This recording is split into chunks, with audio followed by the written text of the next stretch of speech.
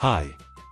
Today we will see how to create an exponential moving average of variable lengths. Let's see the simple EMA code first. Here, we have an indicator function with the name variable length EMA.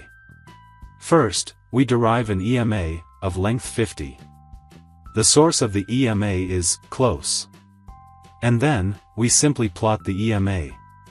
Let's add this indicator to the chart and check. It's a normal EMA of length 50. Nothing special. Here, every value of the EMA is the exponential average of the last 50 values of the EMA. That is because, in the code, we have set the length as 50. Now what if, instead of having a predefined length, we have a variable length? For example, I want the range of any candle to be the length of the EMA. The range of any candle is the difference between its high and low values. This range will be different for different candles. So, if we use this range as the length of our EMA, the length would be different for each new candle. But, is this really possible? Let's check. Here, I have created a variable called candle range. As said earlier, the candle range is the difference between the high and low values of the candle. And then, I use this candle range variable as the length of the EMA. But, there is an error straight away. TradingView says, we cannot use such a variable as the length of an EMA, whose values keep on changing from candle to candle.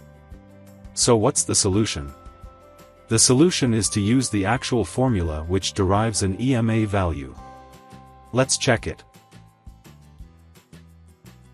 This is the Pine EMA function, which I found in the official Pine script documentation. This function derives the EMA value when we pass the source and length of the EMA. And surprisingly, this function allows us to use variable length. So here, I have simply called this Pine EMA function and passed the close source and candle range variable in it. Let's see the result now. Now, the EMA you see is made of variable lengths. On each candle, the value of EMA is derived using the range of that particular candle.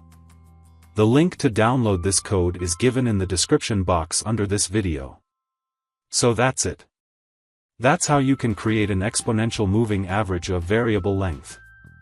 Thanks for watching.